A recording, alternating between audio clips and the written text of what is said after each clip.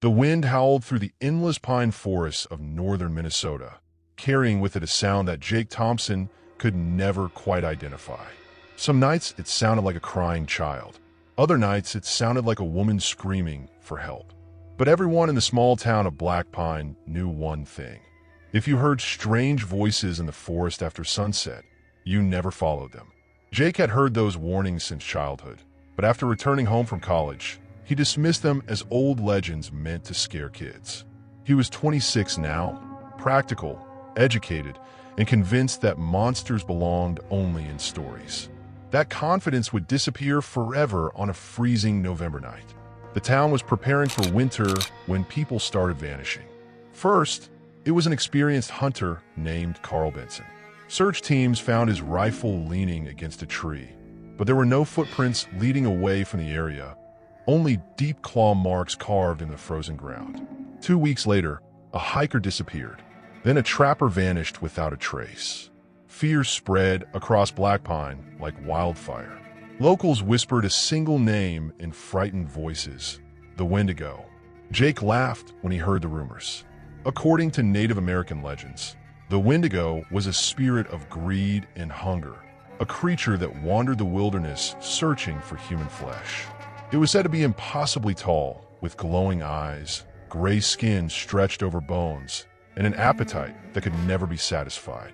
Jake considered it nothing more than folklore, but folklore would soon become terrifying reality. One evening, Jake received a frantic phone call from his younger brother, Ethan. Ethan had gone hunting near Iron Creek and had not returned home. The call came from Ethan's friend Mark, who had been hunting with him.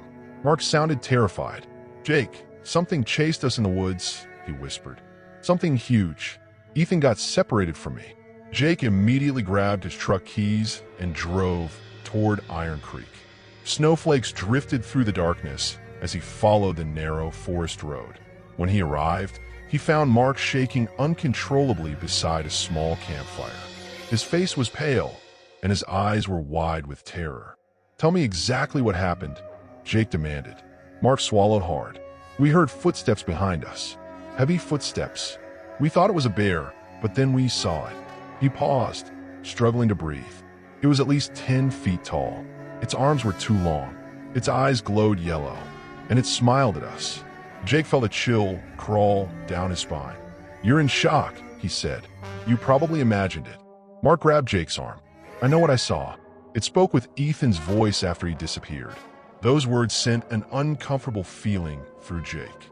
Yet he refused to believe in monsters. Taking a flashlight and a hunting rifle, he headed into the forest to search for his brother. The deeper Jake ventured into the woods, the quieter everything became. The usual sounds of wildlife had vanished. No birds, no insects, no rustling animals. Only silence. The snow reflected the pale moonlight, creating ghostly shadows between the trees. Jake called Ethan's name repeatedly, but no answer came. Then he noticed strange tracks in the snow. They resembled human footprints, but were impossibly large. Each print sank several inches into the frozen ground. Jake followed them cautiously until he reached a clearing. In the center stood a dead deer hanging from a tree branch nearly 20 feet above the ground. Its body had been torn apart. Fresh blood stained the snow beneath it. Jake stared in disbelief. No animal he knew could have lifted a deer that high. Suddenly, he heard Ethan's voice echo through the darkness. "Jake, help me." Relief flooded through him. "Ethan," he shouted, "where are you?" The voice came again, this time from deeper in the forest.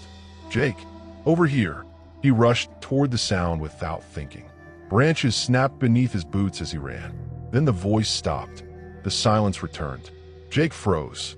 Something felt wrong. Very wrong.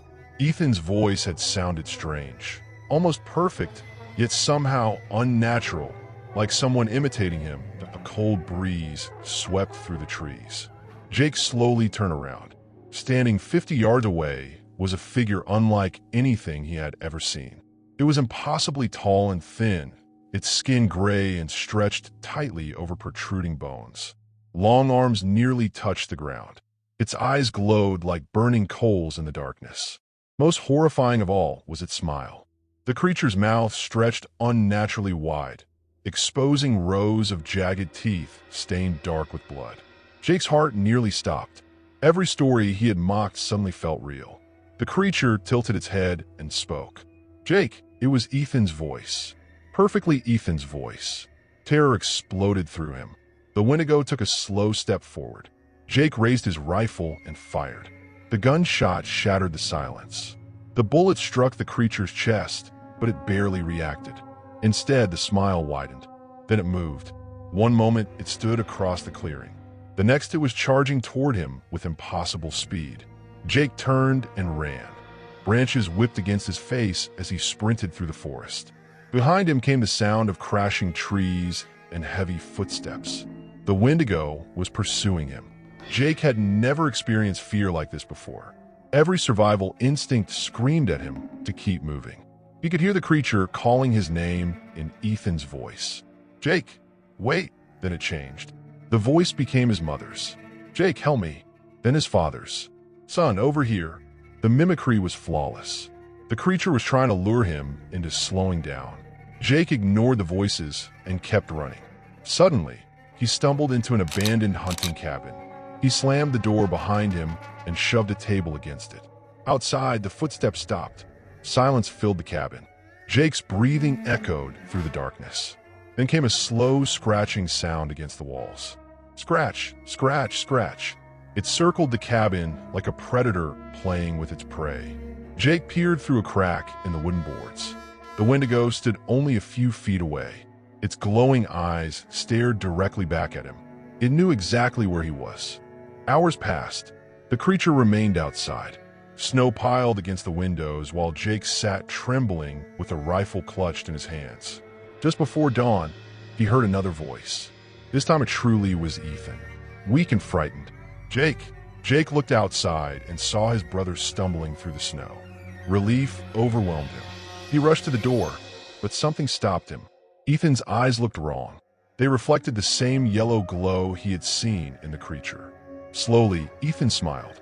The smile stretched wider and wider until it became impossible. Jake slammed the door shut. At that exact moment, the fake Ethan slammed against the cabin with monstrous force. The entire structure shook violently. The disguise vanished. The Wendigo roared, revealing its true form. It began tearing through the walls with claws like knives. Jake knew he could not survive if he stayed. Remembering an old tribal story, he recalled that fire was one of the few things feared by the Wendigo. Desperately, he grabbed a lantern, smashed it against the floor, and ignited the cabin. Flames spread rapidly through the dry wood. The Wendigo hesitated for the first time. Smoke filled the air as Jake escaped through a back window and sprinted toward his truck. Behind him, the creature screamed, a horrifying sound that seemed almost human. The forest glowed orange as the cabin burned. Jake reached his truck and sped down the icy road. In his rearview mirror, he saw the Wendigo standing among the flames, watching him leave. Despite the fire, it remained standing, unmoving, waiting. Authorities searched the area the next day. They found the burned cabin, strange footprints, and pieces of torn clothing belonging to Ethan. But Ethan himself was never found. Officials concluded that a wild animal had attacked him. Jake knew better. Weeks passed, yet he could not sleep. Every night, he dreamed of glowing eyes staring from the darkness. Every night, he heard Ethan calling his name. One evening, while reviewing old security camera footage from a gas station near town, Jake discovered something chilling. Just before Ethan disappeared, a towering figure had crossed the road behind him. The camera captured only a blurry silhouette, but its unnatural height and shape were unmistakable. The Wendigo had been watching long before the attack. Winter tightened its grip on Black Pine. The disappearances stopped, and people slowly returned to normal life. Yet, Jake noticed strange things. Fresh claw marks appeared on trees near town. Hunters reported hearing familiar voices deep in the woods. Children claimed to see glowing eyes beyond their bedroom windows. Fear quietly returned. One snowy night, Jake awoke to a sound outside his house. Tap, tap, tap. Something was knocking on his window. Gathering his courage, he looked outside. No one was there. Then he heard Ethan's voice from the darkness. Jake, Let me in." His blood turned to ice. The voice sounded exactly like his missing brother. He backed away from the window. The tapping continued until sunrise. Winter tightened its grip on Black Pine. The disappearances stopped, and people slowly returned to normal life. Yet Jake noticed strange things. Fresh claw marks appeared on trees near town. Hunters reported hearing familiar voices deep in the woods. Children claimed to see glowing eyes beyond their bedroom windows. Fear quietly returned. One snowy night, Jake awoke to a sound outside his house. Tap, tap, tap. Something was knocking on his window. Gathering his courage, he looked outside. No one was there. Then he heard Ethan's voice from the darkness. "Jake, let me in." His blood turned to ice. The voice sounded exactly like his missing brother. He backed away from the window. The tapping continued until sunrise. Years later, Jake left Black Pine and never returned. Yet the memory of that night never faded. Sometimes, while driving alone on empty highways, he would hear faint whispers coming from the darkness beyond the road. Sometimes he would wake in the middle of the night, convinced that glowing eyes were watching him through the window. The Wendigo had taken Ethan, but Jake feared it had taken something from him as well. His sense of safety, his belief that the world made sense. Even now, legends of the American Wendigo continue to spread across the forests of North America. Hunters still report hearing voices that should not exist. Campers still vanish without explanation. And somewhere in the endless wilderness, a tall, starving creature continues its search, calling out with the voices of the dead. If you ever find yourself alone in a dark forest and hear a loved one calling your name from the trees, remember the warning passed down through generations. Do not answer. Do not follow the voice, because it may not be your loved one at all. It may be the Wendigo, and once it notices you, it never truly stops hunting.